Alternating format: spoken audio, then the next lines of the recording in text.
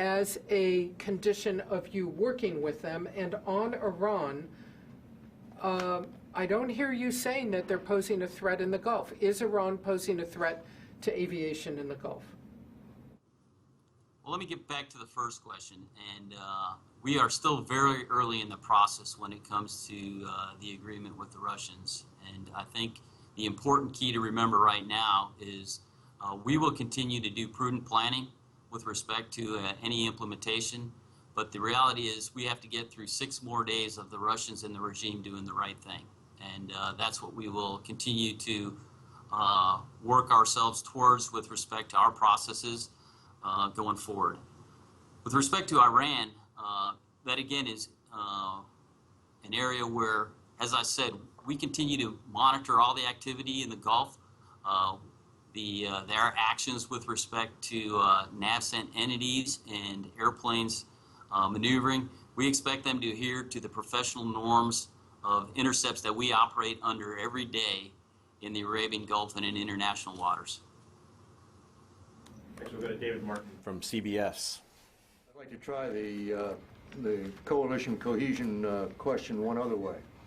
How would integrated airstrikes with Russia damage, or how could it damage coalition cohesion? And second, you say you're doing the planning now. Is the planning being done in such a way so that if there is reduced violence for 7 days, on day 8, the U.S. is ready to conduct integrated airstrikes with Russia?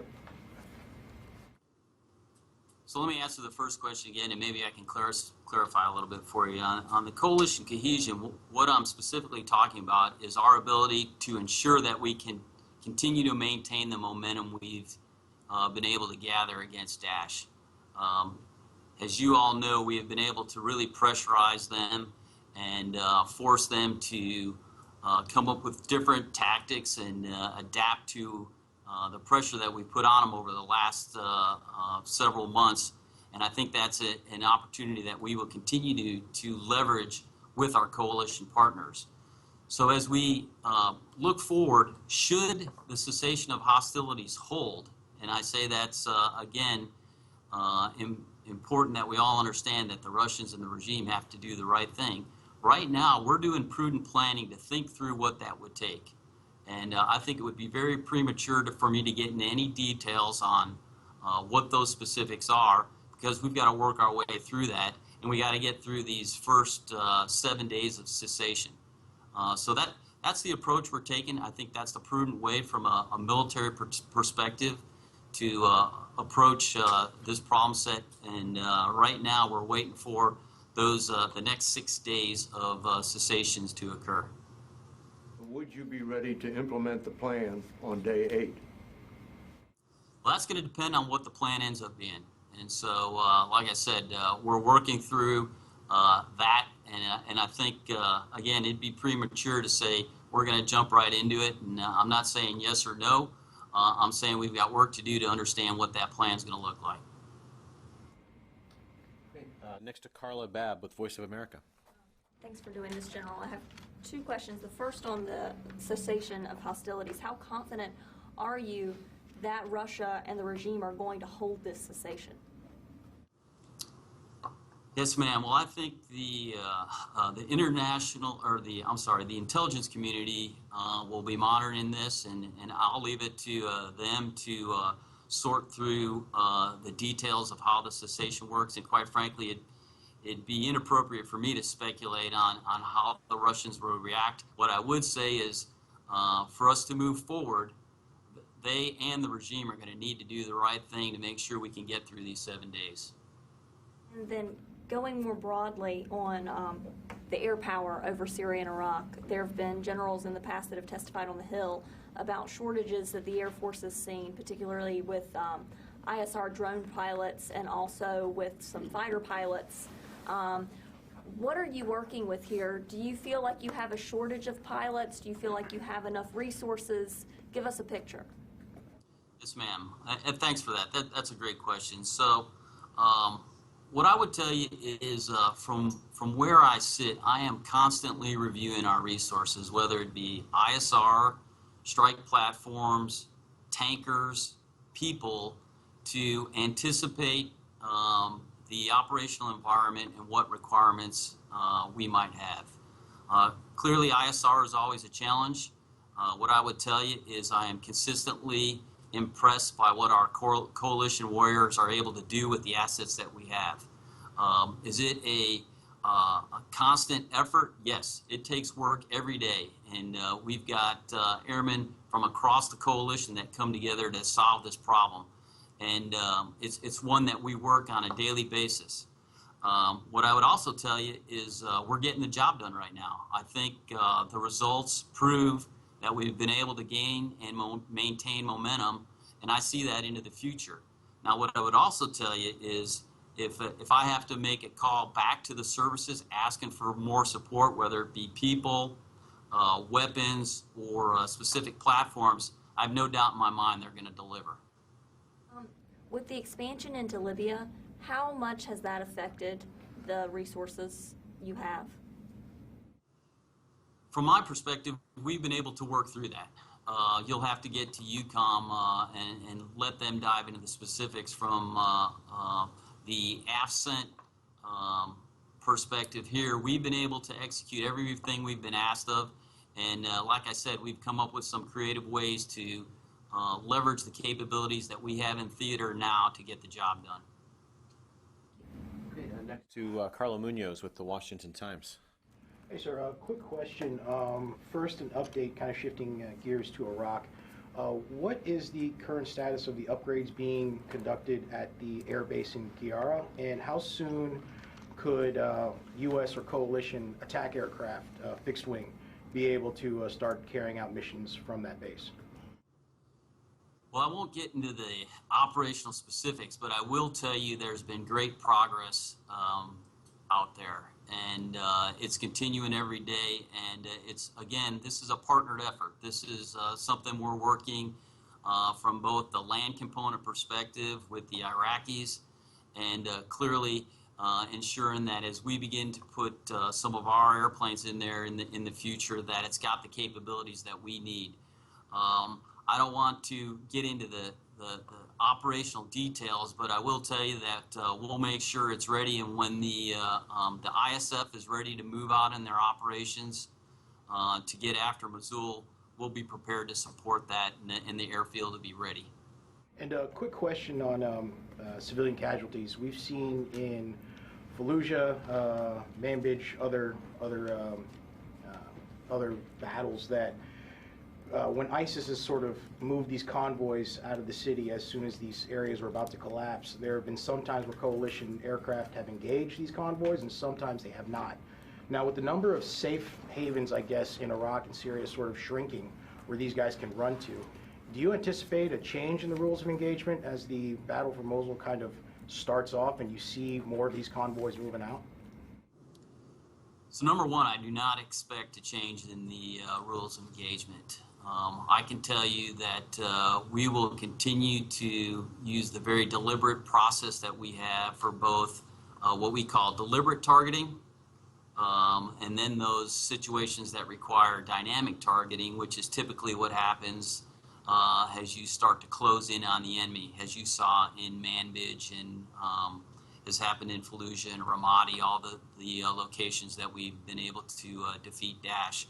So I would suspect as we close in on Mosul, we're going to work closely with the ground component, and they're going to develop a scheme of maneuver that could put them in the same type of situation. And we will use our very deliberate process where we're going to search out for and look out for civilians to ensure that before we release any weapon, we've done everything conceivably possible to protect those civilians and to ensure that we're going only after militarily appropriate targets.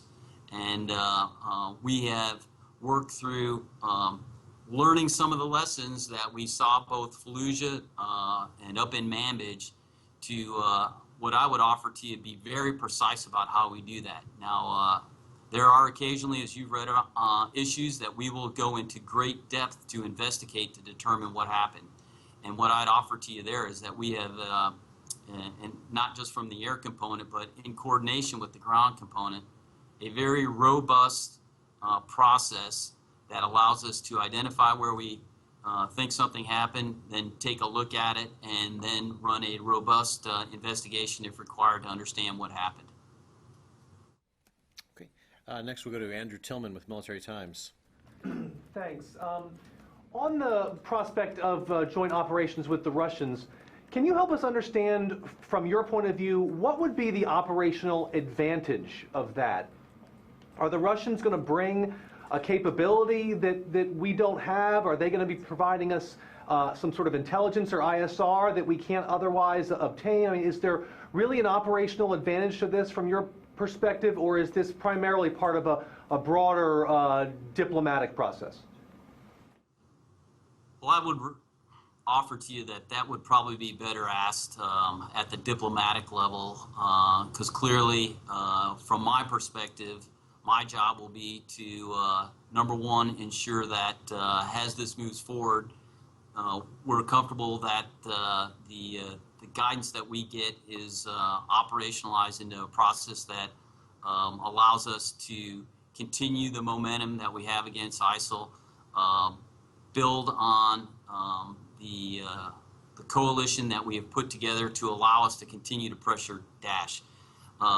Beyond that, with respect to what the Russians might bring to this fight, I'm not going to speculate about that right now. I think we've got to get through these 7 days and ensure that the regime, the Russians, do the right thing, and then we've got to work the process to see how that would ultimately flesh out into an operation that would be executable. Next to Tony Capaccio with Bloomberg. Hi, sir. Could you walk through the concept of operations for Mosul in terms of the air campaign? Would it mostly be CAS provided by A-10s and AC-130s? And what is the capability of the ISF now to call in close air support fairly quickly rather than going through that joint operations center? And then I had a second question. Yeah, Tony. So first off, I can tell you we're already shaping the environment for the Iraqi security forces. And by that, as I demonstrated, we're getting after VBID factories, we're getting after command and control nodes. Although it's a little bit more strategic in nature, getting after the revenue and some of these oil tankers is another way that we've been able to impact the way Daesh is operating inside of Mosul. The intent there is really to shape the environment so that as the ISF prepares to liberate Mosul, we've softened up the enemy for them. And I think that is having great effect now. We're going to continue to do that until they're ready to execute. Again, it wouldn't be appropriate, I don't think, to get into the specifics of how they're going to do that, but I can tell you it's closely coordinated with us so that we understand their scheme of maneuver. And so what I would tell you will happen as we get closer and the ISF begins to move out, it will move into that environment similar to what you saw in Manbij, where we're doing dynamic targeting. And I'll tell you, we're being very effective communicating with the ISF to our JTACs and our strike cells to be able to rapidly understand, number one, where the target is, where any of the closest civilians or friendly forces are, and then deliver ordnance onto that target. That's how we operated in Manbij. It's what we did in Fallujah, and we've continued to refine those tactics, techniques, and procedures to a point that I think we're being very effective in a very timely fashion to deliver precise effects on the battlefield. This chemical weapons facility that you attacked, we're always skeptical when we hear about chemical weapons in the Middle East. Was this a chlorine plant or, sarin or what? And why the breadth of aircraft you used? You went from Harriers to B-52s. So the target set, as we better understood it, was basically a pharmaceutical element that they were, we believe, using them for most probably chlorine or mustard gas. We don't know for sure at this point. But with respect to the number of airplanes we used, So as we looked at the number of points of interest, you know, Tony, you probably understand JDPIs. That's specifically, we had a pretty significant number of them. And so to allocate the right types of weapons from the necessary number of platforms, we needed that many jets to be able to take out the